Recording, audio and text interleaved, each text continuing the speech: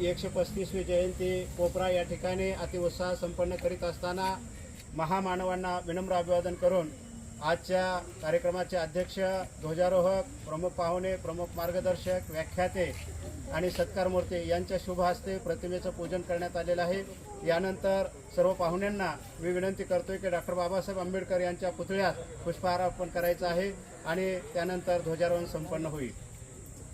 सदस्य प्रतीक्षाताई गुट्टे आणि आमच्या गावच्या प्रथम नागरिक सरपंच सुनेत्राताई तरुडे या दोघींनाही विनंती करतो की आपण या ठिकाणी डॉक्टर बाबासाहेब आंबेडकर यांच्या पूर्ण आकृती पुतळ्यास आपण पुष्पहार अर्पण करायचा आहे।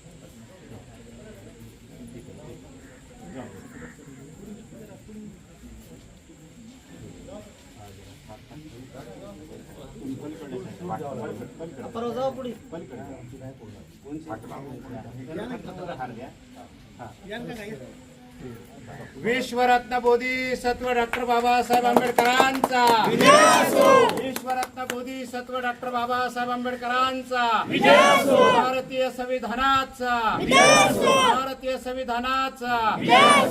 यानंतर पाहुण्यांना मी विनंती करतो की आपण ध्वजारोहणाच्या ठिकाणी यायचं आहे।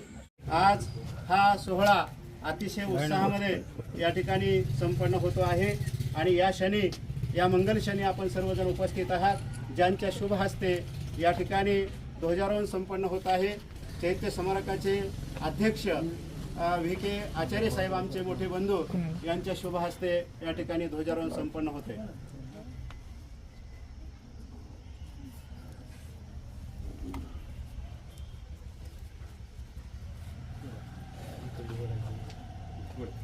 खाली धरा, खाली खाली खाली, बरोबर। हां,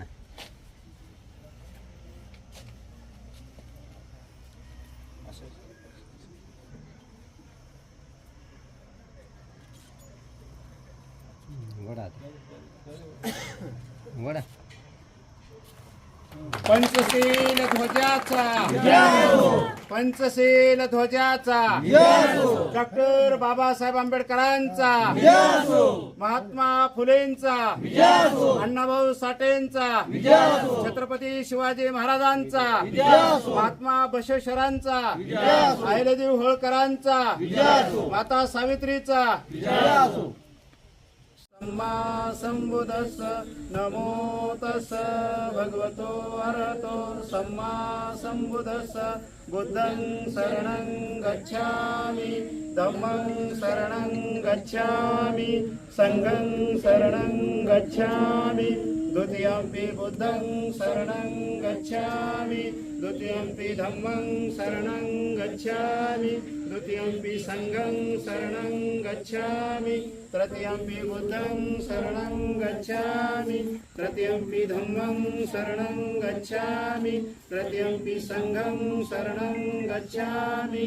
पानातिपाता वेरमणि सिक्खापदं समादियामि, अदिन्नदाना वेरमणि सिक्खापदं समादियामि, कामेषु मिच्छचारा वेरमणि सिक्खापदं समादियामि, मुस्सावादा वेरमणि सिक्खापदं समादियामि, सुरामेरे मज्जपमादठाना वेरमणि सिक्खापदं समादियामि। साधु साधु साधु, बुद्धं नमामि, धम्मं नमामि, संघं नमामि। त्यांची तलवार होऊन गेली, अन्यायविरुद्ध प्रहार होऊन गेले होते ते गरीब, पण या जगाला कोहिनूर होऊन गेले।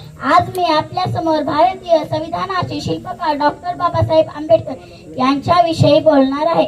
सर्वप्रथम या महामानवास माझे त्रिवार वंदन।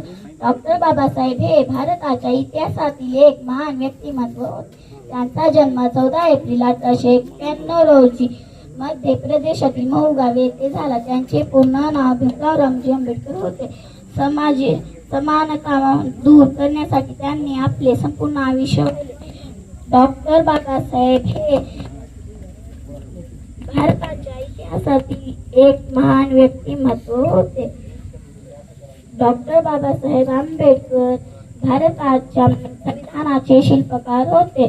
त्यांनी सामाजिक क्रांती केली। डॉक्टर बाबासाहेब हे यांच्या शिक्षणात गाढ रुची होती. त्यांनी कोलंबिया विद्यापीठ आणि लंडन स्कूल ऑफ इकॉनॉमिक्स येथून उच्च शिक्षण घेतले. अपेक्षतेच्या नायनाट करण्यासाठी त्यांनी बौद्ध धर्म स्वीकारला आणि अनुयांना समानतेचा मार्ग दाखवला.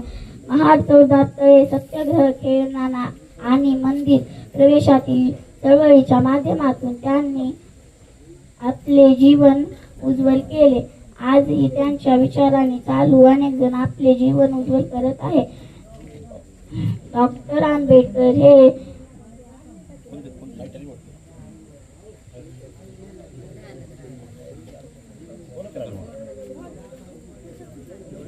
डॉक्टर बाबासाहेब हे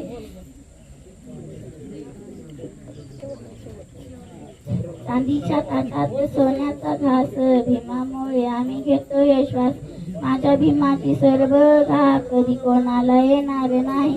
माझ्या बापाची सर्व घा कधी कोणाला येणार नाही. झालं सोनं या जीवनात केली भीमान एकच सई. झालं सोनं या जीवनात केली भीमान एकच सई. सलाम माझा या महामानवाला. जय भीम जय बुद्ध. राज्यघटनेचे शिल्पकार महामानव डॉक्टर बाबासाहेब आंबेडकर यांच्या 135 जयंतीनिमित्त आपण इथं सर्व जमलेले आहेत. या जयंत्योत्सवात उपस्थित सर्व मान्यवर, व्यासपीठ, बौद्ध उपासिका, बौद्ध उपासक आणि माझ्या इथे जमलेले सर्व उपरा ग्रामस्थ, आज आपण महामानवाच्या 135 जयंतीनिमित्त येथे सर्वजण जमलेलो आहेत. डॉक्टर बाबासाहेब आंबेडकर यांचा जन्म अत्यंत कठीण परिस्थितीत प्रतिकपस झाला. समाजातील विषमता, अस्पृश्यता आणि अन्याय यांचा त्यांनी लहानपणापासून सामना केला. पण या सर्व अडचण मात करीत त्यांनी शिक्षणाच्या जोरावर जगात आपली ओळख निर्माण केली. महामानव डॉक्टर बाबासाहेब म्हणायचे, शिक्षण हेच माणसाला मुक्त करणारे सर्वात प्रभावी साधन आहे. डॉक्टर बाबासाहेब आंबेडकरांनी कोलंबिया विद्यापीठ आणि लंडन स्कूल ऑफ इकॉनॉमिक्स येथे उच्च शिक्षण घेतले. त्यांच्या ज्ञानाचा आणि बुद्धिमत्तेचा उपयोग त्यांनी केवळ स्वतःच्या प्रगतीसाठी नाही तर संपूर्ण समाजाच्या उन्नतीसाठी केला. भारतीय संविधान शिल्पकार म्हणून त्यांनी देशाला एक मजबूत, न्याय आणि समतावादी संविधान दिले. या संविधानामुळे प्रत्येक नागरिकाला समान हक्क, स्वातंत्र्य आणि न्याय मिळतो. आज आपण ज्या लोकशाहीत मुक्तपणे जगत आहोत त्याचे मोठे श्रेय आदरणीय बाबासाहेबांना जाते. डॉक्टर बाबासाहेब आंबेडकरांनी समाजातील दुर्बल, शोषित आणि वंचित घटकासाठी आयुष्यभर संघर्ष केला. त्यांनी महिलांच्या हक्कासाठी मोठे योगदान दिले. त्यांचा विश्वास होता की समाजाची प्रगती हीच महिलांची प्रगती शक्य नाही. त्यांनी दिलेला एक शब्द आपल्या सर्वांना आहे, शिका, संघटित व्हा आणि संघर्ष करा. या तीन मुलांच्या आधारे आज आपला भारतातील प्रत्येक व्यक्ती जगत आहे. शिकलात, संघर्ष केला तर तुमची नक्की प्रगती आहे, असा महामानवाने आपल्याला एक शब्द दिलेला आहे आणि आपण त्या शब्दाच्या आधारे पुढे जात आहेत. आदरणीय डॉक्टर बाबासाहेब आंबेडकरांना द आर्किटेक्ट ऑफ इंडिया म्हणून ओळखलं जातं. त्यांनी आपल्या भारताला राज्यघटना दिली आणि या राज्यघटनेच्या आधारे आपला प्रत्येक नागरिक इथे त्याचा समान हक्क जगत आहे. या ठिकाणी सर्व उपरा ग्रामस्थांनी आम्हाला या ठिकाणी बोलवलात, आमचा सन्मान केला, त्याबद्दल मी उत्सव समितीचा आभारी आहे. त्यांनी या कार्यक्रमाला मार्गदर्शन केलं, त्यांनी या कार्यक्रमात सूत्रसंचालन केले, असे आमचे मित्र बालाजी आचार्य सर यांची मी धन्यवाद व्यक्त करतो आणि माझ्या वाणीला विराम देतो. जय संविधान, जय भीम, जय भारत. बाबासाहेब आंबेडकर यांच्या जयंतीनिमित्त आपण एकत्र आलो आहोत. या कार्यक्रमाला उपस्थित सर्व मान्यवर, समोर बसलेले माझे उपासक, तसेच या गावचे नागरिक, माझ्या बरोबर आलेले आपले जिल्हा परिषद सदस्य, आपण 135वी जयंती साजरी करत आहोत. इथून मागच्या काळामध्ये 135 वर्षाच्या मागच्या काळामध्ये ज्यावेळेस बाबासाहेबांचा जन्म नव्हता त्यावेळेस आपल्या समाजाची ठेवण किंवा आपला समाज हा कशा पद्धतीचा होता याचा अभ्यास आता आपण केला तर आपल्याला कळेल. त्यावेळेस वैश्य, क्षत्रिय, शूद्र म्हणून आपला उल्लेख व्हायचा आणि आपला राहण्याचं ठिकाण किंवा आपली वस्ती ही गावाच्या बाहेर होती. पण ह्या महामानवाने जन्म घेतल्यानंतर जो वसा घेतला शिक्षणाच्या माध्यमातून उच्च शिखरावर जाऊन सुद्धा त्यांनी आपला समाज सोडला नाही व त्या समाजासाठी आपल्याला काय करावं लागेल, काय देणं आहे आपण या समाजाचं, आपण एवढे उच्च शिक्षित झालो, खरंच आपल्या समाजाला त्याचा फायदा झाला का किंवा काय, त्या धर्तीवर त्यांनी हा पूर्ण समाज बौद्ध धर्म स्वीकारून गावगाड्याबरोबर आणला. समानतेची वागणूक मिळावी म्हणून सत्याग्रह केला आणि सर्व समाजाला, सर्व मानव समाजाला किंवा मानवतेमध्ये सर्वांना समान न्याय मिळावा म्हणून त्यांनी आपलं आयुष्य वेचलं. आपलं संविधान 1949 साली आता जी मला प्रत दिली सरांनी, आचार्य सरांनी, ती 1949 साली आपण स्वीकारली. ते संविधान सर्व समावेशक, सर्व समाज, सर्व मानव जातीला उच्च म्हणजे उच्च असं प्रतीचं संविधान तयार झालं भारताचं. आणि भारत देशामध्ये बाबासाहेबांनी जे कार्य केलंय ते कुठलाही इतिहास काय इथून पुढच्या काळात, इथून पुढच्या 200 वर्षातही होणार नाही एवढं मोठं कार्य त्यांनी केलं त्यावेळेस. आज त्याच्यामुळं तुम्ही आम्ही समोरासमोर बसून लोकशाही मार्गाने निवडणुका घेऊन किंवा संविधान तपासून आपल्याला एकमेकांना न्याय मिळेल, एकमेकांना समानतेची वागणूक मिळेल या धर्तीवर आपण चाललो आहोत. हे जर नसतं तर आजही आपला गावगाडा बाहेर असता गावाच्या, आणि हे जर नसतं तर आजही उच्च लोकांच्या ताब्यात आपण राहिलो असतो आणि त्यांच्याच गुलामगिरीत राहिलो असतो. ते गुलामगिरीचं पाश ज्यांनी तोडलं, ज्यांनी याची ताकद दिली आपल्याला, ती ताकद म्हणजे महामानव बाबासाहेब आंबेडकरांनी. आजही आपल्या समाजाला, आज आपण मुद्दाम शरणम गच्छामी म्हणतो पण कित्येक लोकांना त्याचा अर्थ माहिती नसेल. आपण शरण झालो आहोत, शरण गेलो आहोत. त्या शरणामध्ये आपल्याला काय पाहिजे, काय काय मिळालं पाहिजे, आपला त्याचा सत्य आणि समानता या मार्गावरती आपण चाललो पाहिजे. याच्यासाठी आपण ते त्रिशरण करतो आहोत. पण आजही आपल्या काही लोकांमध्ये, काही स्वार्थी लोकांमुळं आजही आपल्यावरती अन्याय होतो. पण त्या अन्यायाला वाचा फोडण्यासाठी आचार्य सरांसारखे विद्वान आहेत आपल्याकडे किंवा शिक्षित आहेत, अशा लोकांनी समाज सुधारला जाईल. कारण की जे मोठे झाले, आता मी नावं घेणार नाही, जे मोठे झाले ते मोठेच झाले, त्यांनी फक्त समाजाचा वापरच करून घेतला हे मलाही माहिती आहे, आपल्याला सर्वांना कळतं. कष्ट, अभ्यास किंवा शिक्षण, वाघिणीचं दूध कशाला म्हणतात तर शिक्षणाला म्हणतात. त्या शिक्षणापासूनच आपण स्वतःची प्रगती आणि समाजाची प्रगती करू शकतो, ना की दारूच्या गुत्त्यावर जाऊन दारू पिऊन आणि घरात घेऊन महिलेला मारून आपण मोठं काही प्रगतीपथावर जाऊ असं वाटत नाही मला. इथून पुढच्या काळात माझी सर्व नागरिक बंधू भगिनींना विनंती आहे की ह्या 2-3 गोष्टींपासून आपल्या मुलांना वाचवा.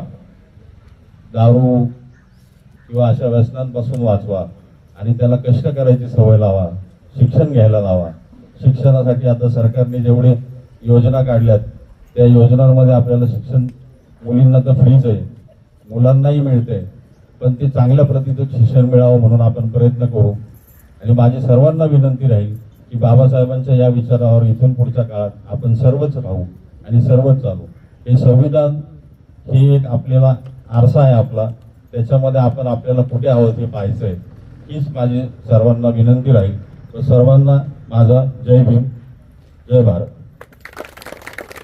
पाहतो मीरमाला भीमाला इथे पाहतो, हे समाजा तुला मी फुले वाहतो, हे समाजा तुला आम्ही फुले वाहतो. आज आम्ही जे मोठे झालेलो आहोत ते बाबासाहेबांमुळेच आहेत. बाबासाहेबांचे अनंत उपकार आहेत. माझ्या शरीराचे कातडे जरी उतरून मी जरी दिले तर बाबासाहेबांचे उपकार हे फेटू शकणार नाही. आणि माझ्या सर्व कार्याला खरं तर माझ्या समाजाच्या शुभेच्छा आहेत. माझ्यासोबत ही सर्वजण असतात आणि म्हणून समाजापासून आम्ही किती जरी आज माझ्या घरामध्ये आमच्या आचार्य परिवारामध्ये, इथल्या कांबळे परिवारामध्ये, लांडगे परिवारामध्ये, इथला सर्व समाज जो आहे सुशिक्षित आहे साहेब. आम्ही सगळे प्राध्यापक आहेत, डॉक्टर आहेत, इंजिनियर आहेत, वकील आहेत. बाबासाहेबाच्या स्वप्नातले ह्या कोपऱ्यातले सर्वच आहेत. आणि म्हणून आम्ही या ठिकाणी बाबासाहेबाची जयंती साजरी करतो, ज्ञानाची जयंती साजरी करतोय.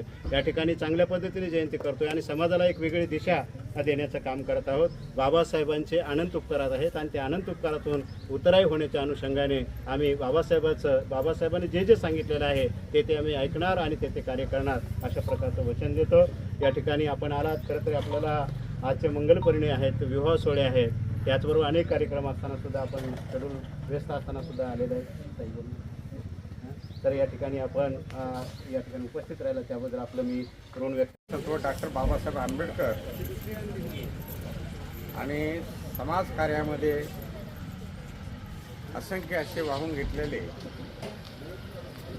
संत महान या सर्वांना त्रिवार अभिवादन करून आजच्या या कार्यक्रमासाठी डॉक्टर बाबासाहेब आंबेडकर यांची 135व्या जयंतीनिमित्त आपण सर्वजण या ठिकाणी उपस्थित झाला आहात. या ठिकाणी मी अधिक न वेळ घेता, कारण जे क्रांतिकारक विचार आहेत, पॅन्थरचे विचार आहेत असे गवळी सर साहित्यिक, त्याचबरोबर पुण्याहून आलेले हे सर्व विद्वान यांचं सुद्धा मी विचार ऐकण्यासाठी विशेष आतुर आहे. कारण गवळी सरांची 12 दिवसानंतर भेट झालेली आहे. आपण सर्व या गावचे वास्तविक पाहता या गावामध्ये आल्यानंतर मी माझ्या गावातच समजतोय.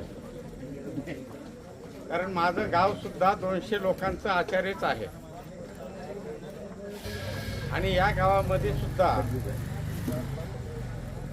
या कोपरा गावामध्ये सुद्धा बरेचसे आचार्य, लांडगे, कांबळे कंपनी आहे आणि सर्वांना ज्ञात आहे, माहीत आहे. पानगाव या ठिकाणी 1956ला बाबासाहेबांच्या अस्थी आम्ही आणलेल्या आहे आमच्या पूर्वजांनी. आणि आम्ही 5 डिसेंबर 2023ला सर भगवान गौतम बुद्धांच्या अस्थी त्या ठिकाणी आणलेल्या आहे. महाराष्ट्रामध्ये कुठेही नाही. त्या ठिकाणी भगवान बुद्धांच्या अस्थी आणलेल्या आहेत.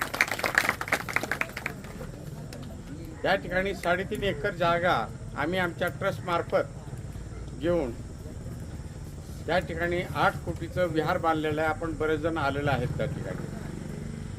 गवळी सरांना माहीत आहे, मी सर्व्हिस करत असताना ते आमचे गुरु आहेत. आम्ही सर्व्हिस करून समाजकार्य करत होतो, ते फुल टायमर समाजकार्य करत होते. आणि या माध्यमातून त्या समाजकार्याची ओढ लागली आणि ते पानगावला तर त्या स्मारकासाठी 3 वर्ष अगोदर सर्व्हिस सुरू आणि ते स्मारकच्या मागं लागलो. ते स्मारक आज उभा राहिलेलं. बांधवानो,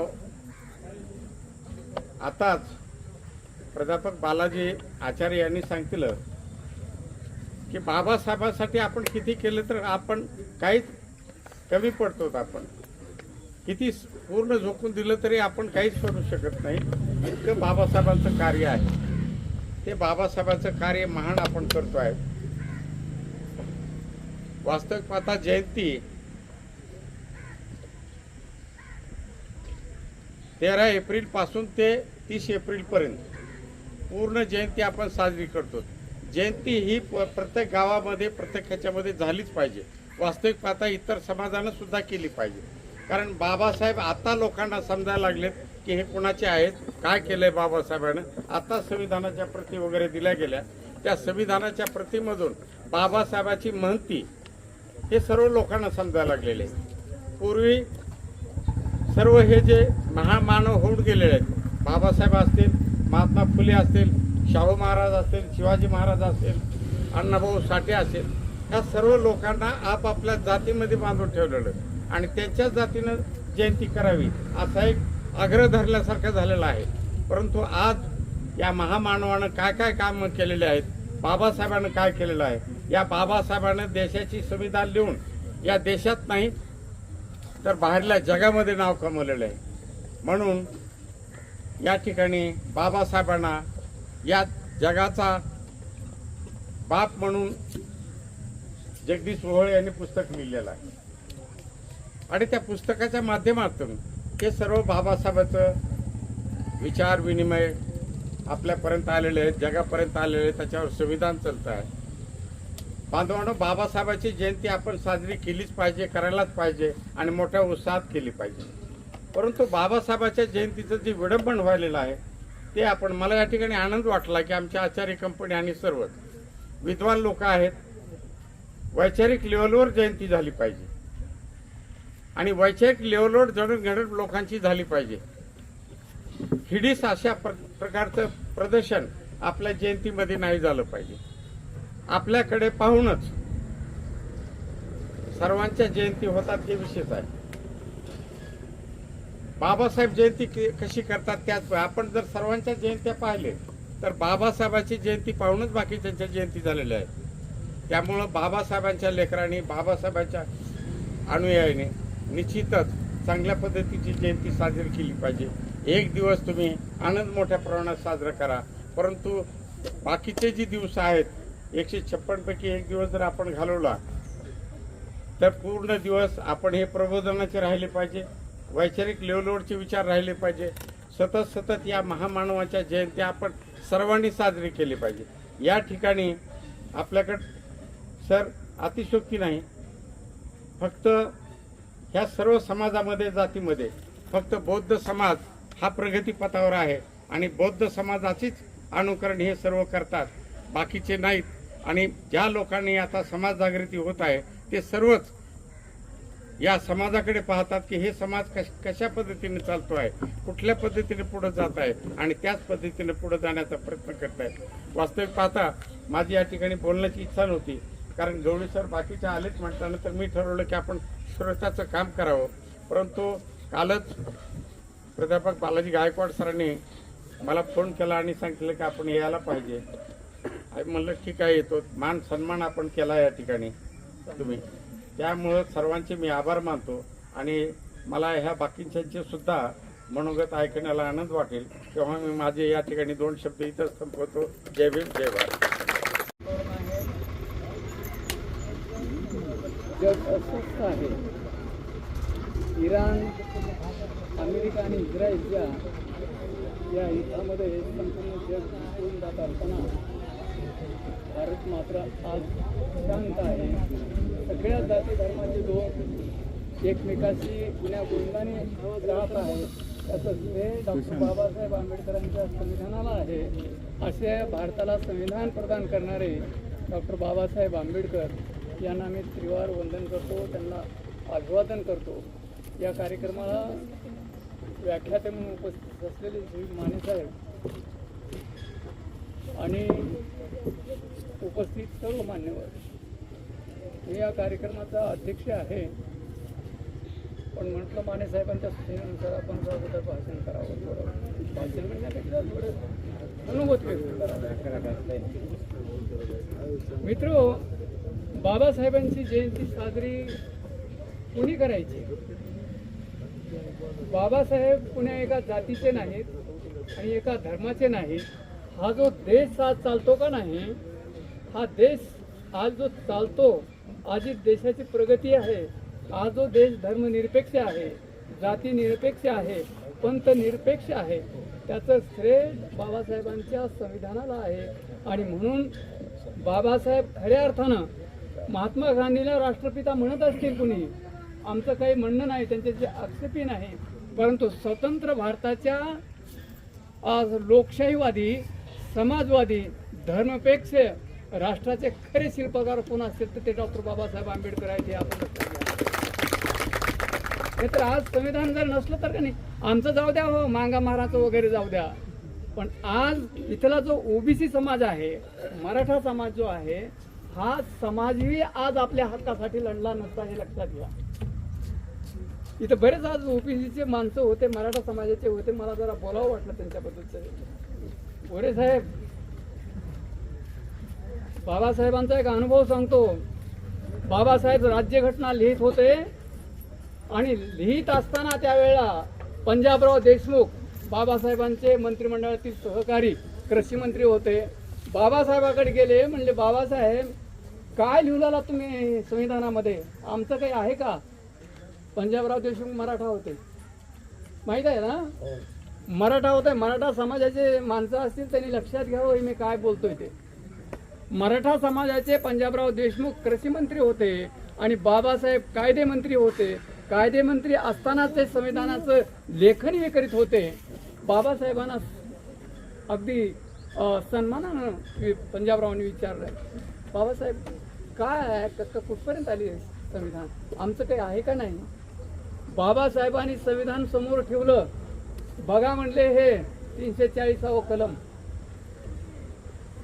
340 कलम ओबीसी साठी आहे आणि विदर्भातला मराठा हा ओबीसी मध्ये आहे. आणि ओबीसीचा तो जो आहे विदर्भातला मराठा समाज ओबीसी म्हणून सवलती घेतो. मराठवाडा आणि पश्चिम महाराष्ट्रातल्या मराठ्यांनी मात्र आम्ही काही खालच्या जातीचे नाहीत, आम्हाला आरक्षण नको आहे, अशा पद्धतीचा निर्णय घेतला. अशा वावड्या उचलल्या आणि म्हणून आज महाराष्ट्रातला पश्चिम महाराष्ट्रात आणि मराठवाड्यातला मराठा माग आहे. बाबासाहेबांनी त्यावेळेस 70-75 वर्षापूर्वी हे लक्षात घेतलं होतं की पुढे चालून मराठा समाजाची परिस्थिती काय होईल हे आपण लक्षात घेतलं आहे. आणि ओबीसीच्या बाबतीत काय आहे, ओबीसी केंद्रामध्ये इथं ओबीसी समाजाचे काही बांधव असतील ते त्यांनी खरंच लक्षात घ्यावं मी काय बोलतोय. 340 कलम बाबासाहेबांनी केलं. ओबीसी समाजाची देश पातळीवर सूची आहे साहेब, पण या सूचीला संविधानिक आधार नाही. या ओबीसीची केंद्र सरकार म्हणजे संविधानिक सूची नाही. जशी अनुसूचित जाती म्हणजे दलित आणि आदिवासींची जशी सूची आहे तशी सूची ओबीसींची नाही. आणि म्हणून बरेच प्रकरणं आहेत आज प्रलंबित ओबीसींचे अनेक प्रश्न प्रलंबित आहेत. आजही या कारणामुळं, केवळ सूची नसल्यामुळं ओबीसीना आणखी लोकसभा आणि विधानसभेमध्ये राखीव जागा नाहीत, ते लक्षात घ्या. कोणी लढतंय कोणी ओबीसीचे? ओबीसीच्या लढ्यासाठी मंडल आयोगासाठी वयाच्या 27व्या वर्षी तुरुंगवास भोगलेला मी एक आहे. आणि एक साधी जेल नाही, सेंट्रल जेल भोगलेली आहे नामांतरासाठी, मंडल आयोगासाठी. परंतु त्यावेळीचं दुर्दैव असं की ओबीसीलाच माहीत नव्हतं हे मंडल आयोग कुणासाठी आहे, हे कोणीतरी मागं मारायचे असते. कारण पुढारपण आम्ही पॅन्थरचे माणसं करत होतो ना, त्याच्यामुळे त्यांना वाटायचं हे काहीतरी मागं माराचं प्रकरण आहे, आपण कशाला जायचं. आज त्याचे फळं भोगायला होते. इथं जिल्हा परिषद सदस्य होत्या, ते थांबल्या नाहीत इथं. मला ते सांगायचं होतं की हे जे तुम्ही जिल्हा परिषद सदस्य झालात हे बाबासाहेबांच्या राज्यघटनेमुळे झालात, हे लक्षात घ्या. आणि म्हणून जे ना बाबासाहेबांच्या राज्यघटनेचे लाभ मिळालेले आहेत त्यांचं बाबासाहेबांचे ऋण प्रत्येक जातीनं इथं फेडण्याचा प्रयत्न केला पाहिजे. बाबासाहेबांच्या घटनेमुळे आज देश एकसंघ आणि एकात्म आहे, हे लक्षात घेतलं पाहिजे. आता बाबासाहेब म्हणजे कुण्या जातीतून नव्हते, मांगा मारासाठी बाबासाहेबांनी काहीतरी केलं. माईला एखाद्या 4 लेकरं असतात, त्यांनी 1 लेकरू मृत्यू झालेला असतो. काय माया बरोबर आहे का नाही? एखादं लेकरू रोगी असतं, ती माय काय करते, इतर लेकराला थोडं कमी खाऊ घालते, परंतु रोग झालेल्या लेकराला चांगलं सकस आहार देते आणि त्याला गुटगुटीत करण्याचा प्रयत्न करते. इतरांसोबत खेळावं माझं लेकरू, बागडावं म्हणून ती माय रोग झालेल्या लेकराला सकस आहार देते. त्या पद्धतीचं बाबासाहेबांनी अनुसूचित 1 आणि अनुसूचित 2 मध्ये भारतातली दलित जे आहेत 1108 जाती आहेत दलितांच्या. महाराष्ट्रामध्ये 59 असतील. भारतामध्ये 1108 जाती अनुसूचित जातीच्या आहेत, ते आपण लक्षात घेतलं पाहिजे. आणि हा जो समाज आज संपूर्ण देशभर आज जे वातावरण निर्माण झालं ना, कोट्यावधी लोक आज बुद्धाकडे निघालेले आहेत. आचार्य साहेब, आपण आता तुम्ही चांगलं काम तिथं उभा केलेलं आहे, तुमचं अभिनंदन मी करतो. 2-3 वेळेस मी आपल्या पानगावला येऊन गेलेलो आहे, तुमचं अभिनंदन करतो. आज तुमचे जे चैत्य स्तूप आहे ते केवळ तीर्थस्थळ राहणार नाही. आता हे मला वाटतं आता पर्यटनाचं मुख्य केंद्र होणार आहे लातूर जिल्ह्यात. हे आपण लक्षात घेतलं पाहिजे. आणि इथं लोक आणि बरेच जण आता सध्या प्रभाव आहे ते सवलती मिळाल्यावर महाराणी सगळंच खाऊन टाकलं आहे का नाही. महाराणी सगळंच खाऊन टाकलं. बाबांनो, संविधान 50ला अंमलात आलं. संविधान 50ला अंमलात आलं. बाबासाहेबांचं पहिलं अमेंडमेंट अनुसूचित जाती आणि जमातीच्या आरक्षणाचं पहिलं अमेंडमेंट म्हणजे घटना दुरुस्ती आहे. त्याच्यामध्ये आपल्याला हे घातलेलं आहे. आणि त्याच्यामध्ये सगळेच होते की मांग होते, टकलवार होते, चांबार होते, ढोर होते, आणखी आगर वगैरे अशा 59 जाती आहेत. अशा जाती आहेत ज्यांची लोकसंख्या 50 आहे. 27 जाती 59 जातीमध्ये 27 जाती अशा आहेत ज्यांची लोकसंख्या 1000च्या खाली आहे. त्यांना आणखी राज्यघटना म्हणजे काय आहे आणि आपण कोणत्या स्तरात आहोत, कोणत्या प्रवर्गात आहोत हे सुद्धा माहीत नाही.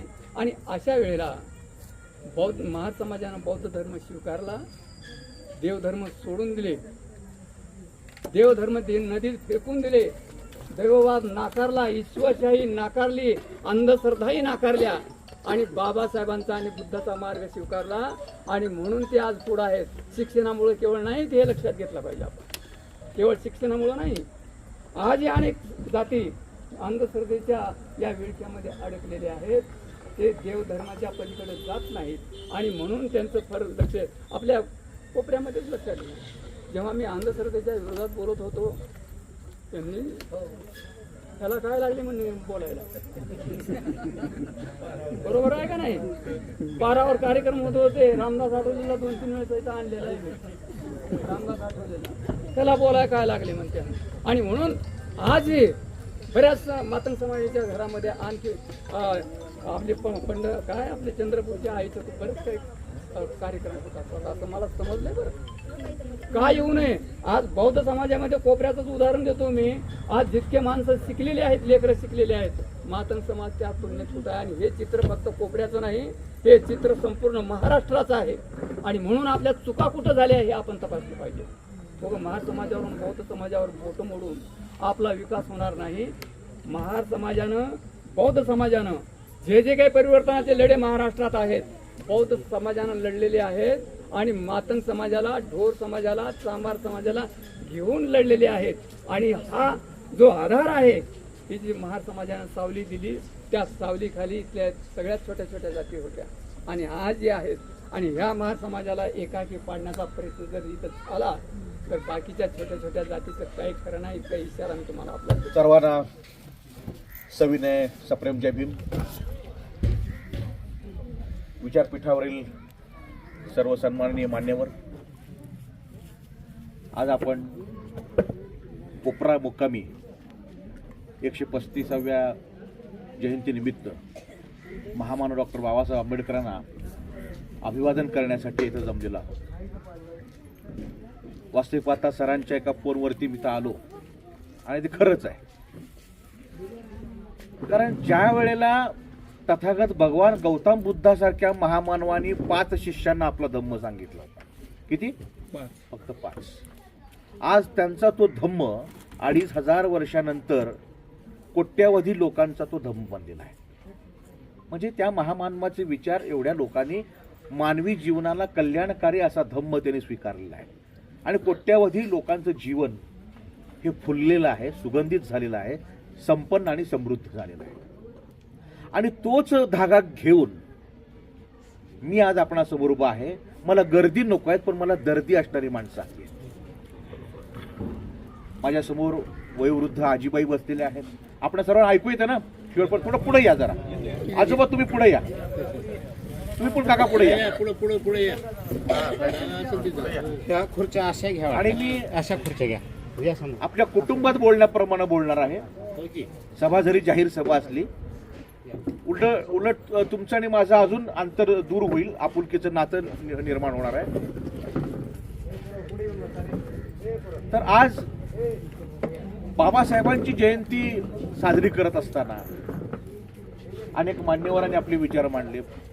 गवळी साहेबांचं अध्यक्षीय भाषणच आता आपण ऐकलं की त्याच्या भाषणातले काही मी मुद्दे खरंच मनाला खटकण्यासारखे आहेत. आणि त्यांनी पोटतिडकीने मुद्दा मांडला, चळवळी प्रश्न विचारत नाही, चळवळीमध्ये विषय हाताळले जात नाही, गर्दी कमी होते, बरोबर ना?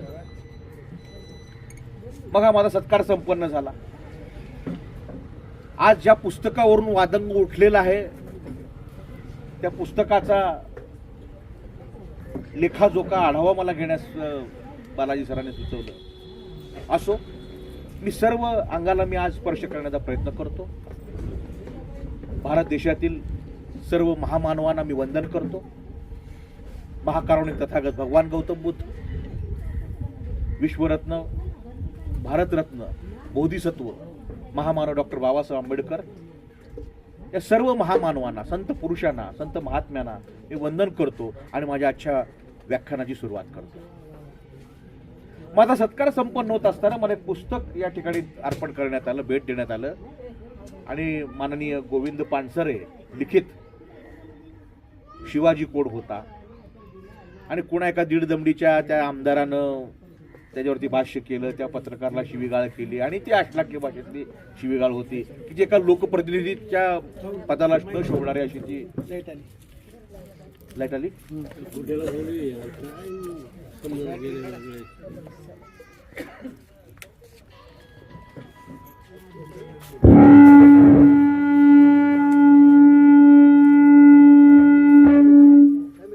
चालूच आहे. Hello hello.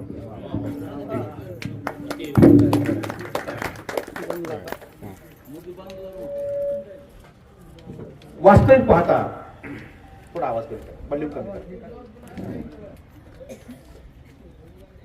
ह्या पुस्तकावरून जे वादळ उठलेलं आहे आणि सर्वसामान्यांच्या मनामध्ये जो संभ्रम निर्माण झालेला आहे त्याच्यावरती भाष्य करू इच्छितो. वास्तविक पाहता पुढे बसा, हो इथं येऊन बसा. बहुजनांच्या इतिहासाबद्दल, महापुरुषांच्या बद्दल बदनामीकारक लिहिणं, त्यांची उपेक्षा करणं, सामान्य अज्ञानी लोकांची, अशिक्षित लोकांची, मूढमती लोकांची बुद्धिभ्रमिष्ट करणं हे आजचे नवे खेळ नाही. हा अनुभव काही नवा नाहीये. हा अनुभव प्राचीन काळापासूनचा आहे. तुम्ही जर खूप अभ्यास केला आणि फार मागच्या इतिहासावर जर गेलात तर तथागत भगवान गौतम बुद्धांपासून हे आपल्याला इतिहासामध्ये दृष्टिपात असेल आणि ज्याचं पहिली शल्य चिकित्सा जर केली असेल तर महामानव डॉक्टर बाबासाहेब आंबेडकर आहे. तथागतांना देखील बदनामीचा सामना करावा लागला आणि याची जर तुम्हाला रेफरन्सेस जर घ्यायचे असतील तर तुम्ही बाबासाहेब आंबेडकरांनी लिहिलेला क्रांती आणि प्रतिक्रांती हा ग्रंथ एकदा वाचून पहा. Revolution and counter revolution. त्यामध्ये बाबासाहेबांचं स्पष्ट प्रतिपादन आहे की तथागत भगवान गौतम बुद्धांनी क्रांती केली आणि त्या विचारांना शह देण्यासाठी, ते विचार मातीत काढून टाकण्यासाठी मनुवाद्यांनी प्रतिक्रांती केली. क्रांती आणि प्रतिक्रांती काय हो? तर जे जे म्हणून चमत्कार, आत्मा, पुनर्जन्म, काल्पनिक देवदिकात गुंतलेला जो समाज होता, या सर्व काल्पनिक गोष्टींना तथागत भगवान गौतम बुद्धांनी सुरुंग लावला. सर्वसामान्यांना धम्म दिला, समता, स्वातंत्र्य, बंधुता शिकवली आणि त्या तत्वाला हरथाळ पासण्यासाठी शंकराचार्याचा उदय झाला. त्यांनी चमत्कार आणले, वैदिक संस्कृतीचा प्रारंभ चालू केला. यज्ञामध्ये पशुपक्ष्यांचे बळी दिले जाऊ लागले आणि अशा प्रकारे प्रतिक्रांती करून समाज हिंसेच्या मार्गावरती नेऊन ठेवला. जी तथागत भगवान बुद्धांना जी अपेक्षित अहिंसा होती त्याची जागा हिंसेने घेतली. म्हणजे क्रांतीला शह द्यायला ही प्रतिक्रांती ही मनुवाद्यांनी केलेली आहे. आणि असं जर हे होत असताना संत कबीरांनी नंतर पुढच्या कालखंडामध्ये हा वैचारिक वारसा वाहून आणलेला आहे. आणि त्यावेळेला ते म्हणतात, जाती में पूछो साधू की, पूछ लीजिए ज्ञान, मोल करो तलवार का, पडी रहे न तुम्या. साधू संत महात्म्याची जात विचारू नका, मोल करो तलवार का. तलवारीची किंमत जाणा, ती काय पराक्रम करू शकते, काय शत्रूंना कापू शकते आणि ती काय बहाल करू शकते, स्वातंत्र्य बहाल करू शकते. हे कबीरांनी परखडपणे 12व्या शतकामध्ये सांगून ठेवलं. तीच परंपरा पुढे महात्मा बसवेश्वरांपर्यंत येते. महात्मा बसवेश्वरांनी स्वतः ब्राह्मण असताना आपल्या ब्राह्मण मुलीचं लग्न चांभार जातीतल्या हरळय्या स्वामीच्या मुलासोबत लावून दिलं आणि 12व्या शतकामध्ये सामाजिक समतेचा संदेश दिला. त्याही महात्मा बसवेश्वरांना मनुवाद्यांनी अनेक षडयंत्र करून बदनाम केलं आणि त्यांना शेवटी आत्महत्या करायला लावली. सांगायचं तात्पर्य असं की गोविंद पानसरे लिखित हा जो ग्रंथ आहे हा आता अलीकडचा 1985-90च्या दरम्यान ग्रंथ 88चा. ही जी परंपरा खूप मोठी आहे, शह आणि काटशह देणे. कुठलाही चांगला विचार निर्माण झाला की त्याला मातीत दाबून टाकणे. आणि मग बाबासाहेब म्हणतात की भगवान बुद्धांनाही देखील असंच नामोहरण करण्याचा प्रयत्न केला गेला आणि त्यांची 3 शस्त्र वापरण्यात आली. कुठली कुठली? की भगवान बुद्धांचं ज्या वेळेला धम्मज्ञान या देशामध्ये प्रसारित झालं, प्रज्वलित झालं, सर्वप्रथम या ब्राह्मण वर्गानं त्यांना पहिलं शस्त्र काढलं ते म्हणजे भगवान बुद्धांना खुलेआम शिव्या घालायला सुरुवात केली. शिव्या घालून त्यांना बदनाम करण्यात आलं. तरी देखील बुद्ध तत्वज्ञान भेटलं नाही. मग त्यांनी दुसरं शस्त्र काढलं. काय शस्त्र काढलं? की बुद्धाला अनुल्लेखानं मारायला लागले. तत्वज्ञान बुद्धाचं, अहिंसेचं तत्वज्ञान बुद्धाचं खायचं आणि आपल्या नावावर कपवायचं. तरी देखील बुद्ध तत्वज्ञान लयाला गेलं नाही. मग काही कालखंडानंतर पुन्हा त्याने तिसरं हत्यार बाहेर काढलं. ते म्हणजे आता बुद्ध कशानेच मरत नाही, मग आता ह्याला आपल्यातच सामावून घेऊया आणि बुद्धाला 9वा अवतार केला. आणि बुद्ध हा विष्णूचा 9वा अवतार म्हणून वराह अवतार, कासवाचा अवतार, अमुक तमुक अनेक अवतारामध्ये, विष्णू अवतारामध्ये त्याला गुंफलं गेलं. मग आज जे जे स्वतःला हिंदुत्ववादी म्हणतात त्यांचा जर 9वा अवतार भगवान बुद्ध असेल, मग त्या प्रत्येकाच्या घरात आणि त्याच्या देवाऱ्यामध्ये विष्णूची मूर्ती जी आहे त्यासोबत तथागत भगवान बुद्धाची मूर्ती का नाही? हा माझा सवाल नाहीये, डॉक्टर बाबासाहेब आंबेडकरांचा सवाल आहे. आणि तेव्हापासून ही अशी मनुवाद्यांची विरोध करण्याची परंपरा चालत आलेली आहे. मी तुम्हाला आज जाग करण्यासाठी आलोय. हे सगळं महामानव एका तासात सांगणं हे सहज शक्य नाहीये. बुद्ध काय म्हणतात? यही उपनायको पस्सिको, यही या पहा, माझं तत्वज्ञान ऐका आणि तुमच्या बुद्धीच्या मनाच्या कसोटीच्या तर्कावर घासून पहा. तुमच्या मनाला पटलं तर स्वीकारा, नाहीतर सोडून द्या, असं बुद्ध म्हणतात. यांची धर्मशास्त्र काय सांगतात? नाही, हे परमेश्वरानं सांगितलेलं आहे, हे भगवंतानं लिहिलेलं आहे, हे शास्त्र आहे. इथं का, कधी, कुठं, कसं कुणालाच विचारायचं नाही. आणि त्यामुळं या देशामध्ये प्राचीन काळापासून माणसाचं विचार स्वातंत्र्य हिरावून घेतलेलं आहे. आणि बाबासाहेबांनी जेव्हा जाणलं की या देशामध्ये हजारो वर्षांपासून माणसाचं मन हे बंधनात जखडलं गेलेलं आहे, ते मानवी मन मुक्त जर करायचं असेल त्याला तथागतांच्या बुद्ध धम्माची आवश्यकता आहे. आणि म्हणून बाबासाहेबांनी धम्माकडे वाटचाल केलेली आहे. अजून पुढे थोडंसं येतो. महात्मा ज्योतिराव फुले, क्रांती सूर्य महात्मा ज्योतिराव फुले, क्रांती ज्योती सावित्रीबाई फुले, या दोघा उभयतांनी अजून ह्या लोकांची चिरफाड करून ठेवलेली आहे. आणि त्यांचं खोट कसं आहे आणि आमचेच महापुरुष, आमचंच तत्वज्ञान हे त्यांनी कसं बेमालूमपणे त्यांच्या तत्वज्ञानामध्ये गुरफडून टाकलेलं आहे याचा पर्दाफाश केलेला आहे. महात्मा ज्योतिराव फुलेंनी तुम्हाला एवढंच माहिती आहे की त्यांनी शाळा काढली, मुलींची पहिली शाळा काढली, विडेवाड्यामध्ये पहिली शाळा घेतली. त्या काशीबाई नावाच्या ब्राह्मण स्त्रीला त्यांनी दत्तक घेतलं, तिचं बाळणपण केलं, तिचा मुलगा दत्तक घेतला, त्याचं नाव यशवंत ठेवलं. इथपर्यंत हा कालखंड जवळपास सर्वसामान्यांना माहिती आहे. पण आमच्यामध्ये, आमच्या बहुजन वर्गामध्ये, बौद्ध समाजामध्ये किंवा आंबेडकरी अनुयायांमध्ये सगळ्यात मोठी कमतरता जर कुठली असेल तर आम्ही आमच्या विद्वानांचा अभ्यास करत नाही. आम्ही महामानवांचे पुस्तकं वाचत नाही. केवळ ऐक्यू जुजबी आणि पुन्हा ते आता जोडीला आजकालच्या काळात मोबाईल आलेला आहे, तिथले काहीतरी व्हॉट्सअप युनिव्हर्सिटी, फेसबुक विद्यापीठ असं काहीतरी वाचून आम्ही अर्धवट कुणी काय सांगितलेलं अशा तकलादू ज्ञानसाधनावरती आमची सध्या वैचारिक भूक संपवली जाते.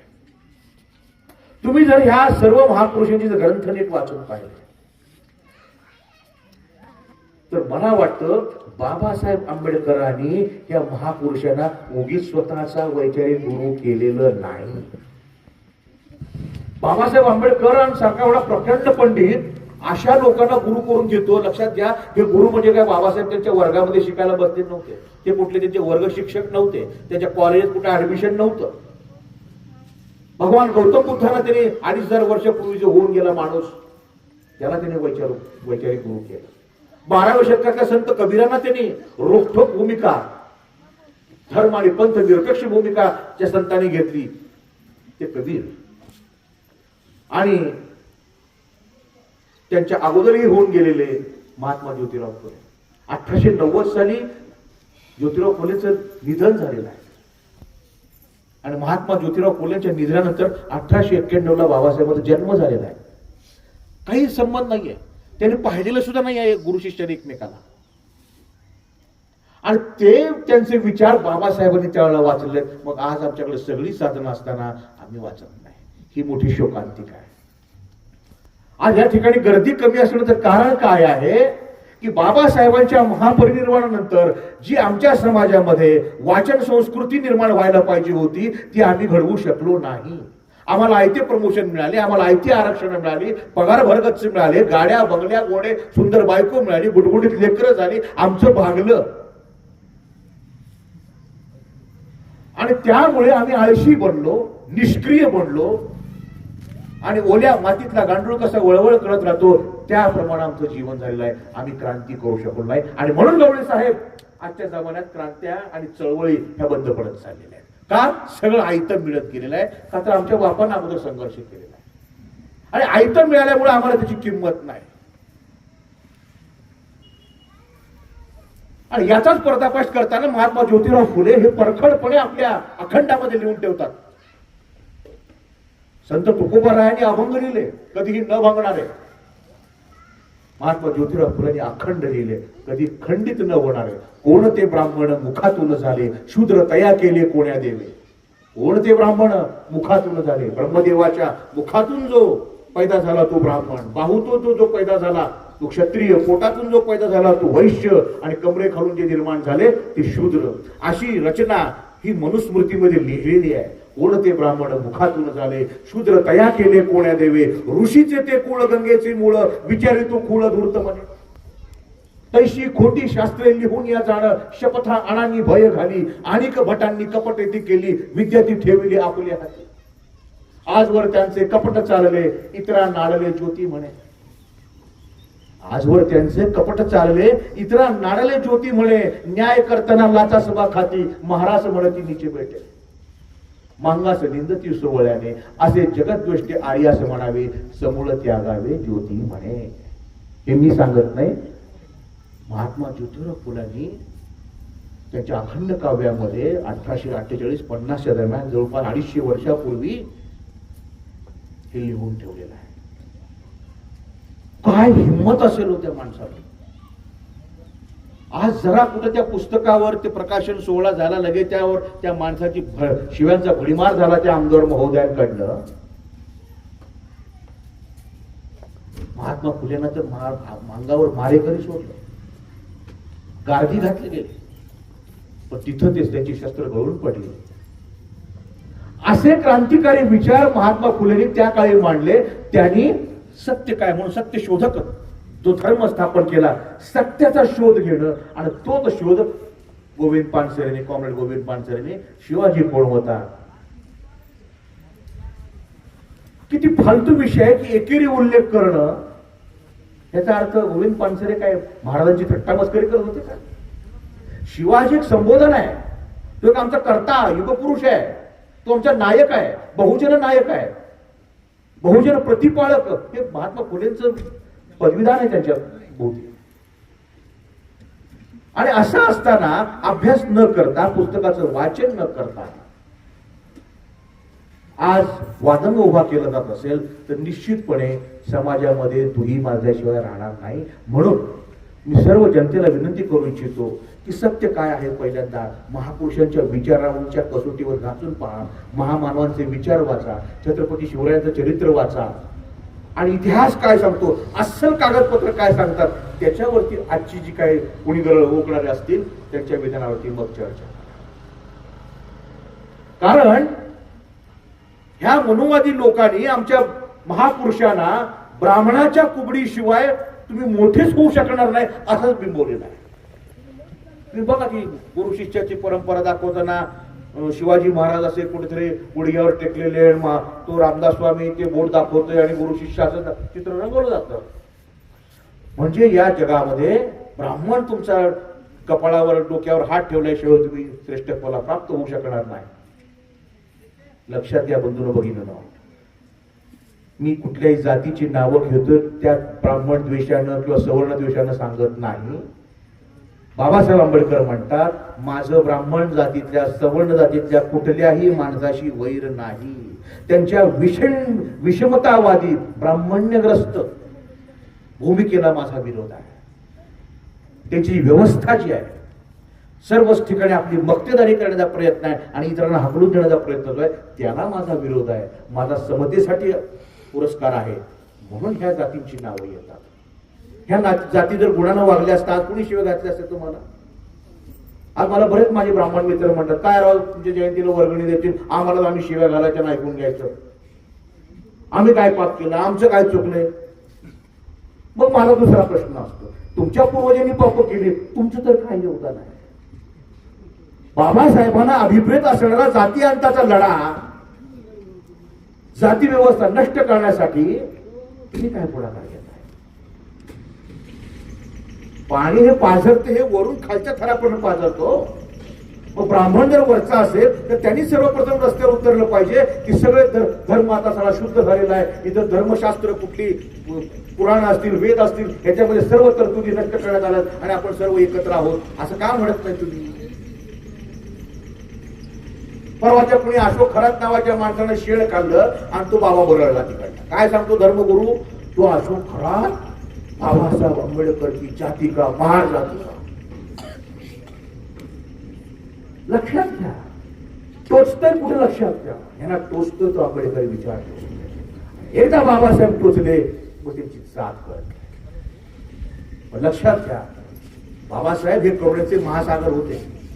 बाबासाहेबांची जी करुणा जी आहे ही कृष्णाजी केळुसकर दादा केळुसकरने दिलेल्या त्या बुद्धांच्या चरित्रापासून बाबासाहेबांच्या मनात तथागताविषयी प्रेम निर्माण झालं आणि जेव्हा त्यांनी सखोल अभ्यास केला की बुद्धाची अपार करुणा बाबासाहेबांच्या अंगी ठाई भिनलेली होती. आणि म्हणून मला अभिमानानं सांगावं असं बंधूंनो आणि भगिनींनो की या देशामध्ये ज्या माणसाला पाणी पिऊ दिलं नाही, ज्या माणसाला शिवून घेतलं नाही, त्या व्यवस्थेनं बहिष्कृत केलं. बाबासाहेबांनी संविधान लिहिताना एकाही माणसावर सूड उगवलेलं नाही.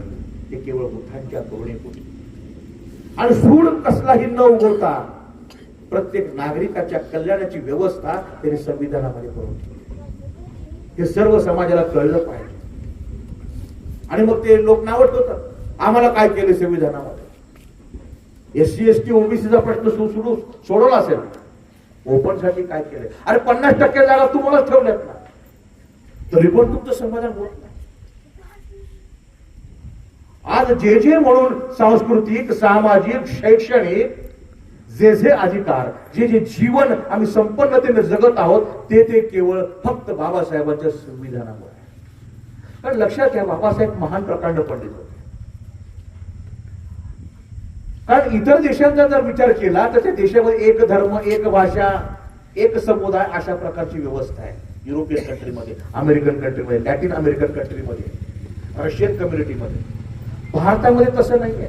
भारतामध्ये 18 पगड जाती, अनेक धर्म, अनेक भाषा, अनेक वेशभूषा, अनेक खानपान संस्कृती, अनेक भौगोलिक बदल, अनेक हवामानाचे बदल अशा सर्व परिवेशामध्ये वाढलेल्या माणसांना समाविष्ट करून घेणारं जर काय असेल तर ते भारतीय संविधान आहे. आणि ते सर्व सामाजिक भौगोलिक राजकीय आर्थिक शैक्षणिक या सगळ्या जाणीवा ज्या आहेत त्या बाबासाहेबांच्या भारतीय संविधानामध्ये प्रतिबिंबित झाल्या. एवढं मला सांगायचं आहे. मी आता पुढच्या टप्प्याकडे येतो. की 1956 ला बाबासाहेबांचं महापरिनिर्वाण झालं आणि त्या कालखंडापासून आता 2026 आहे, 75-80 वर्ष होत आली. तेव्हापासून मात्र आमचा समाज आणि आम्ही आणि ती शासन व्यवस्था जी आहे ती संविधानाचा प्रचार प्रसार आणि अंमलबजावणी करण्यामध्ये कुचकामी आणि नाकाम ठरलेली आहे. जे जे प्रस्थापित म्हणून सत्तेमध्ये विराजमान झाले त्यांनी संविधान कोणाला कळूच दिलं नाही. आपल्या आपल्या परिप्रमाणे संविधानाचा अर्थ लावून घेतला आणि सर्व नागरिकांना संविधानापासून दूर ठेवलं. आणि त्यामुळं आज ही गत अशी आलेली आहे की तेव्हा 56 साली जन्मलेली पिढी ही अशा वयोगटात असेल, वयोवृद्ध, त्यांना संविधान वाचून माहित नाही. ती कायद्याची भाषा आहे. तेव्हापासून जर आम्ही आज जागरूक असलो असतो, आमच्यात प्रचारक निर्माण झाले असते, संविधानाचे प्रचारक आणि प्रसारक झाले असते, आज ही वेळ आली नसती. आज ज्या बाबासाहेबांनी ज्या समाजाला संविधानातून हक्क प्रदान केले तोच समाज आज दारिद्र्यरेषेखालचा आहे. त्या समाजाला 2 वेळच्या पोटाची भाकर कशी मिळवावी ही विवंचना पडली. आज देशापुढची समस्या पहा. आज बेरोजगारी आहे, आज महागाई आहे, आज भांडवलशाहीकडे देश चाललाय, समतावादी धोरण नाही. आणि ह्या संपूर्ण गदारोळामध्ये संविधान धाब्यावर बसवलं जात आहे. परवाची पेपरची घटना आहे, एमपीएससीच्या परीक्षेमध्ये अनुसूचित जातीला 0 जागा आहे. हे कशाचं धोरण आहे? हे संविधान राबवणं आहे. म्हणून मला सांगायचं आहे बंधूंनो की जोपर्यंत तुमच्या डोक्यात संविधानाविषयी जागरूकता निर्माण होत नाही, अहो त्या बाबासाहेबांनी मूलभूत हक्क दिलाय आणि मूलभूत हक्कासाठी अंमलबजावणीसाठी तुम्हाला न्यायपालिका निर्माण करून दिली आहे. का आमच्यातला एखादा बादर उठत नाही आणि सर्व समाजाला घेऊन एखादी रिट पिटिशन सुप्रीम कोर्टामध्ये हायकोर्टामध्ये दाखल करत नाही? आज न्यायपालिका सुद्धा गिळंकृत करण्याची कामं चालू आहेत. त्यामुळे जिकडं तिकडं जर बाबासाहेबांच्या विरोधातली मंडळी जर जागा घेत असतील, मुठभर मंडळी, तर तुमचा आमचा काय उपयोग आहे? मी जेव्हा असा विचार करतो तेव्हा माझं मन शून्य होऊन जातं. आणि मग हे सगळं माणूस भुकेनं मरतोय आणि त्या भुकेच्या पोटाला खाद्य म्हणून त्याचे पानसऱ्यांच्या पुस्तकांवर सारखे काहीतरी विषय काढायचे आहे. कोणीतरी तो कोश्यारी उठतो, उपराज्य काय राज्यपाल तो नावं ठेवतो. काल त्या बागेश्वर बाबांना सांगितलं, शिवाजी महाराज म्हणाले आम्ही लढाई करून कंटाळलो, हा मुकुट घ्या, तुमच्या पायावर घ्या, तुम्ही राज्य संपलं. किती इतिहासाची बेअदबी, किती दिशाभूल करणारी वक्तव्य करतात आणि पुन्हा सगळ्यांनी जोड्याने मारल्यानंतर पुन्हा माफी मागतात. हा तद्दन निर्लज्जपणा आहे. मला वाटतं तुम्हाला जर हा समाज समतेवर आधारित, हा समाज बंधुतेवर आधारित, हा समाज आर्थिक स्वातंत्र्यावर आधारित, मानवी मुक्तीच्या स्वातंत्र्यावर आधारित जर करायचं असेल, तुम्हाला पहिल्यांदा संविधान सांगावं लागेल, संविधान वाचावं लागेल.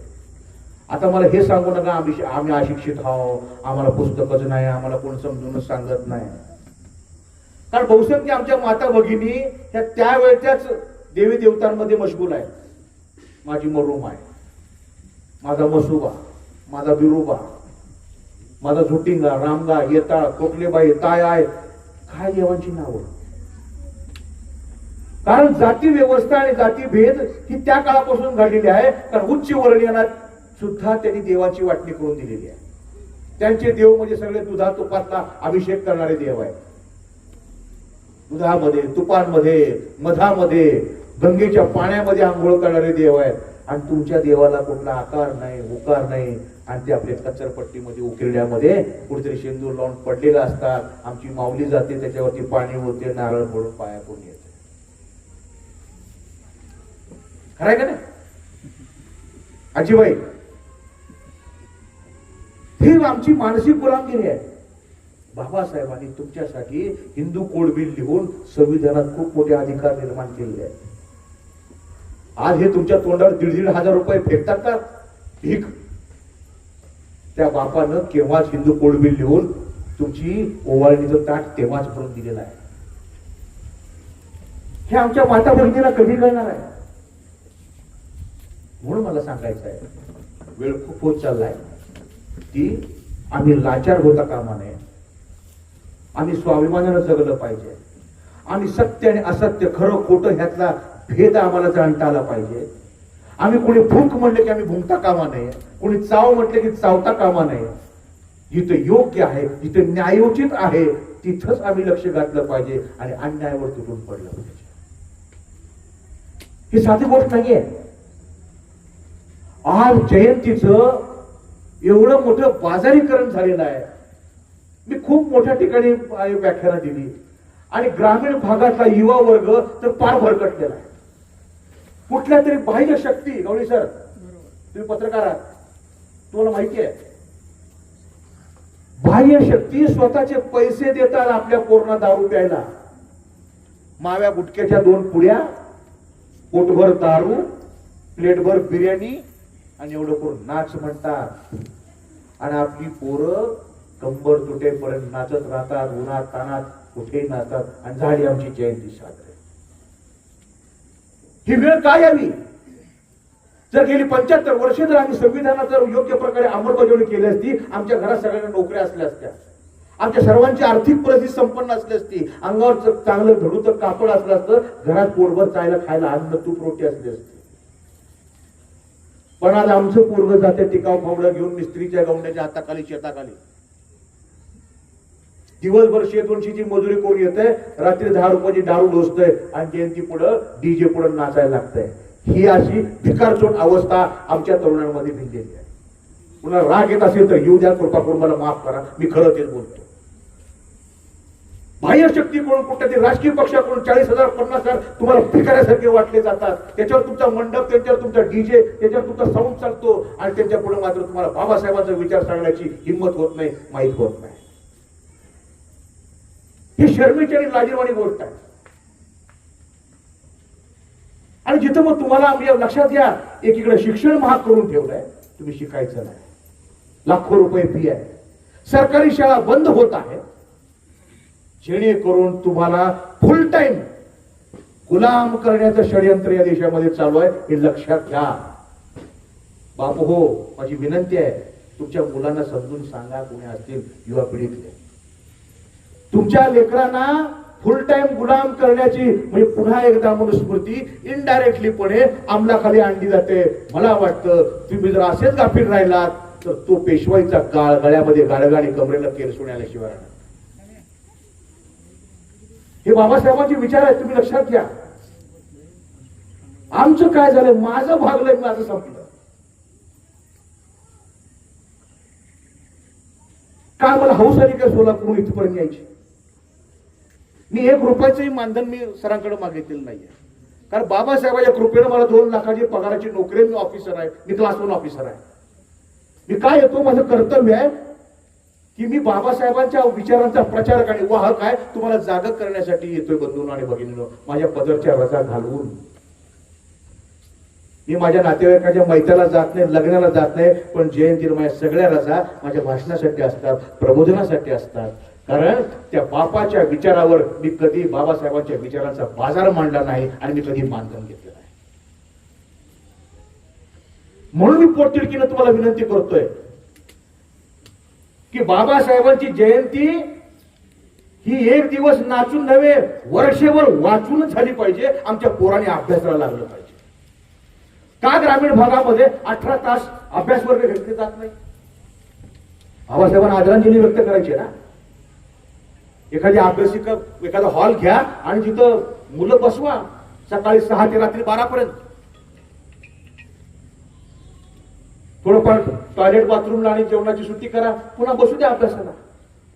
अरे ज्या महामानवानं एवढं रक्ताचं पाणी करून तुमच्यासाठी संविधान लिहिलं, एवढी ग्रंथसंपदा दिली, एवढं विचारधन दिलं, तो माणूस आज शरीरांना हयात नाही, काय त्यांच्या आम्ही अस्थी आणून काय करणार? विनम्र भावे अभिवादन करणार. पण त्या अस्थीना, पवित्र अस्थीना साक्षी तरी मानून ती पुस्तकं वाचा. ती अस्थी ज्या ठिकाणी इथे कुठे ठेवल्या असतील विहारामध्ये, ती आमची प्रेरणाभूमी समजूया. त्या प्रेरणाभूमीला वंदन करून तिथंच आम्ही 18 तास अभ्यासाला बसूया त्या पुतळ्याच्या साक्षीनं. हे का आमच्यात रचनात्मक होत नाही? सोलापुरात देखील असाच हा जगामध्ये भीम जयंती सोलापूरची गाजली जाते. काय 250-350 मंडळ एकामागे एक देखावे साजरे आणि नुसता त्या पब आणि डिस्को कॅफे मध्ये नाचणारी पोरं त्या लेसरच्या लाईटचा भीम ह्याच्या उपर काय नाही. अहो त्या डीजेचं 7-7 लाख 8-8 लाख रुपयाचं बिल असतं, पण त्या पैशामध्ये हे पुस्तक घेऊ शकतात, सार्वजनिक मदत करू शकतात, विद्यार्थ्यांची फी भरू शकतात, विद्यार्थ्यांचं गणवेश वाटप होऊ शकतंय, बाबासाहेबांच्या विचारांची ग्रंथालय निर्माण होऊ शकतंय. म्हणून मी तुम्हाला सांगालो आज आम्ही बाबासाहेबांनाच विकायला काढलेलं आहे हे मला खेदानं सांगावं असं वाटतं. आम्ही निष्क्रिय झालेलो आहोत. बाबासाहेबांची जयंती हा आनंदाचा उत्सव हा आमच्या उरात. लक्षात घ्या 3.5% लोक हो त्या RSSच्या कुठं मिटिंगा होतात का बघा, दिसते का तुम्हाला बॅनर पोस्टर? भूमिगतपणे काम चाललेलं असतं आणि ते काय करतात 25 वर्षानंतर उद्याच्या जो भारत जागा होणार आहे त्याचा खडा ते आज टाकून बघतात. 95 साली अटल बिहारी गव्हर्नमेंट मध्ये त्यावेळेच्या प्रधानमंत्र्यांनी सांगितलं संविधान बदलने का समय आ चुका है.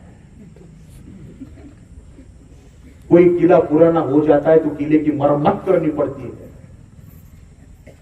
त्यावेळेला आमचा बाप तिथं कृष्ण KR नारायणन होता राष्ट्रपती, त्यांनी झटका ठेवून दिला की नाही, संविधानाची चौकट स्वातंत्र्य समता बंधुता आणि सामाजिक न्याय या चौकटीच्या बाहेर जाऊन तुम्हाला घटनेमध्ये काय फेरफार करता येणार नाही.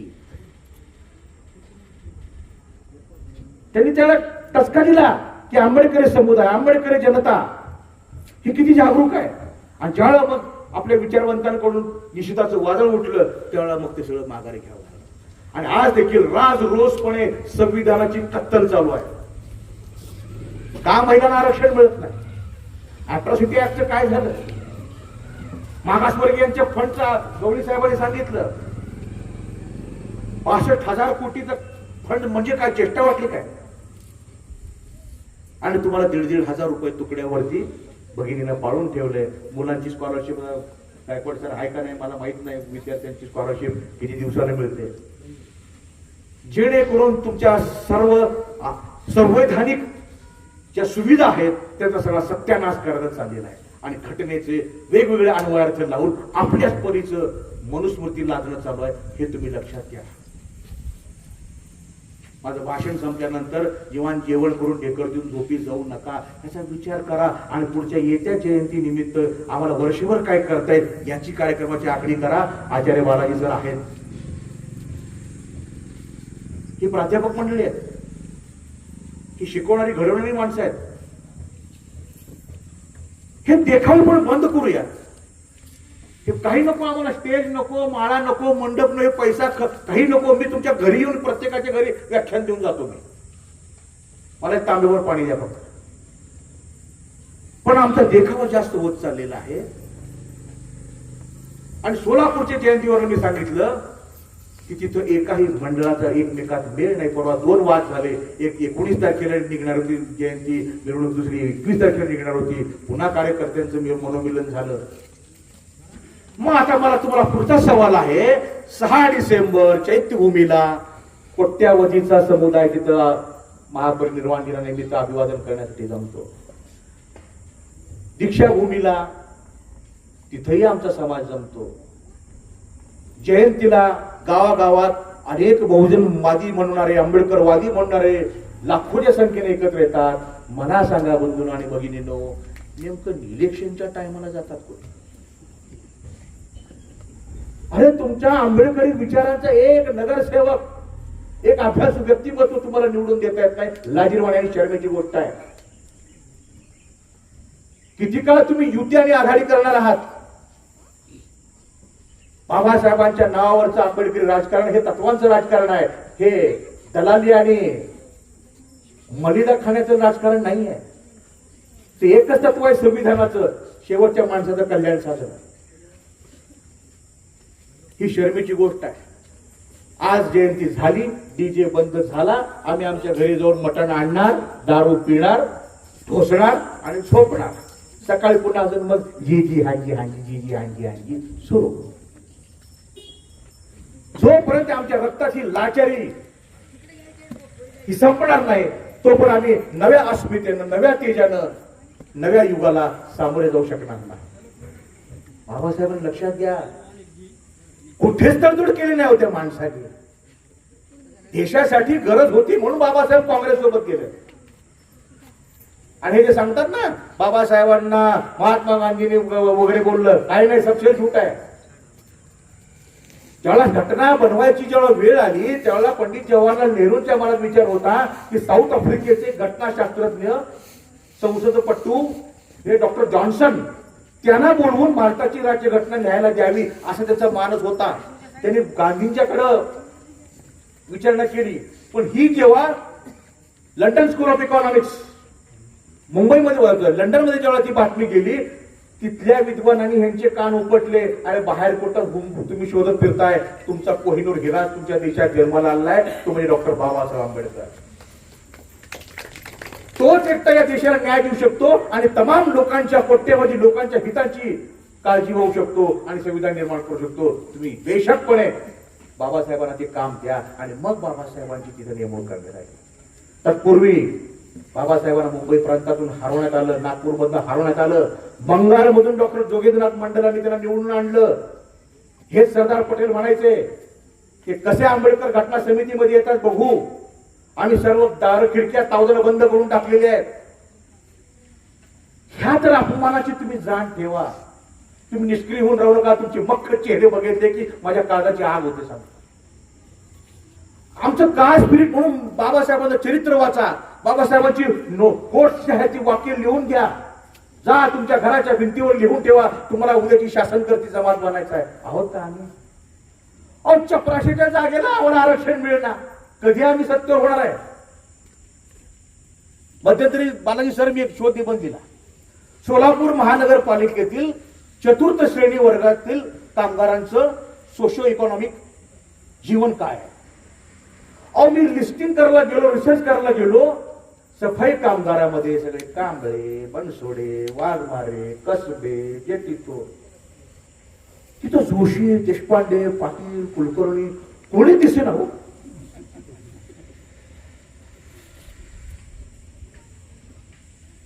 काय हसण्याची गोष्ट आहे?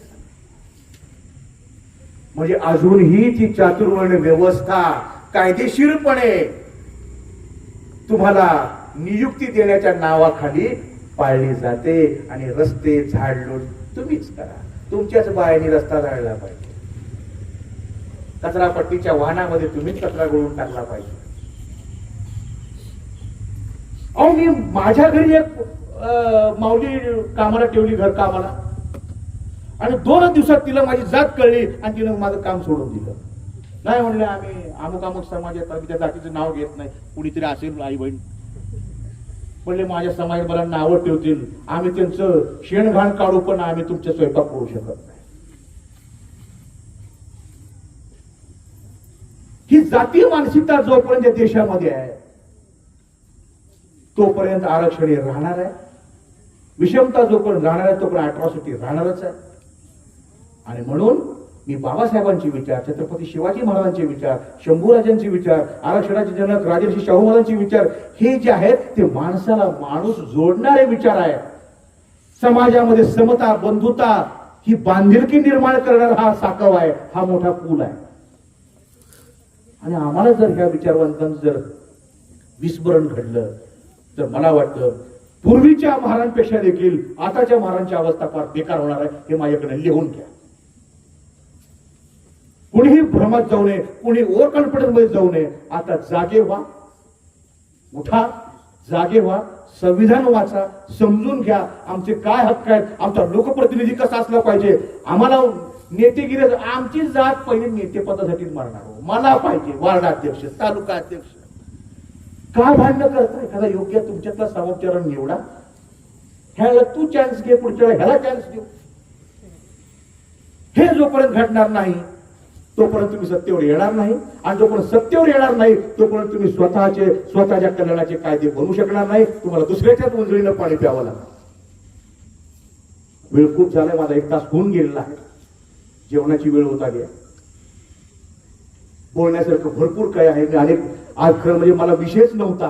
बाप सर म्हणले जनरली बोला.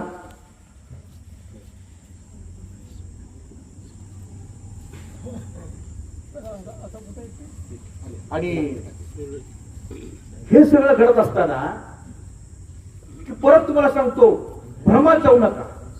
दिसतंय म्हणून ते खरं असेल मानू नका. कानात आणि डोळ्यामध्ये जे फरक असतो 4 बोटाचा अंतर. सत्याला सत्य म्हणायला जो पण शिकलं पाहिजे. बुद्धाने एकाला प्रश्न विचारला की या जगात देव आहे का नाही. बुद्धाने मौन बाळगलं. का म्हणलं तुम्ही काहीच बोलत नाही, आहे पण म्हणत नाही, नाही पण म्हणत नाही. बुद्धाने उत्तर दिलंय, जे मानवी जीवनाला उपयोगाचं नाही त्याला मी होही म्हणणार नाही, नाही म्हणणार नाही. देव ही संकल्पना मानवनिर्मित आहे आणि मानवनिर्मित संकल्पना ही कपोल कल्पित काल्पनिक असते. खरं काही नसतं म्हणून मी त्याच्यावरती नाही म्हणणार नाही. आज आमच्या नेत्यांमध्येच आमचं संयोजन नाहीये. आंबेडकर चळवळीनं अनेक वाघांना जन्म दिला, पण सगळे वाघ आपापल्या तंबूमध्ये डरकाळ्या पोळत बसलेले आहेत. सगळ्यांची शेपट कापलेली आहे, नख कापलेली आहेत, दात कापलेले आहेत. म्हणून गवळी साहेब, मी खऱ्या अर्थानं सांगतो, चळवळ जर पुन्हा प्रज्वलित करायची असेल, तुमच्या वेळचा जो कालखंड जो विक्रांत असेल, तांथर असेल, मला वाटतं अगोदर आम्ही सर्वात प्रथम सर्वांनी रस्त्यावर उतरून संविधानाच्या अंमलबजावणीचा आग्रह धरला पाहिजे. येत्या 5-10 वर्षात जोपर्यंत संविधान अंमलात येऊन सर्वांची पोटं भरली जात कार्य होत नाही, त्याच्यानंतर मग आम्ही वेगळ्या कार्यक्रमाला, प्रबोधनाला, त्या पुनर्जागरणाला, विचार मंचावर येणं जाणं हे आमचं होणार. ही खरी अस्मितेची लढाई आहे. पण अस्मितेची लढाई याचा अर्थ लाचेरीनं पोट भरून टरकाळी फोडायला बाबासाहेबांनी शिकवलेलं नाही. आणि म्हणून बाबासाहेब म्हणतात, विद्यार्थी वर्गाला फार मोठा त्यांचा संदेश आहे, सर्वप्रथम शिक्षण घ्या. शिक्षण घेऊन पोटा पाण्याचे प्रश्न सोडवा आणि पोटा पाण्याचे प्रश्न तुमची भूक मिटवल्यानंतर मग तुम्ही कार्यकर्ता बना. उपाशी पोटानं कार्यकर्ता लाचार बनतो. आवाज बहुजनांचा.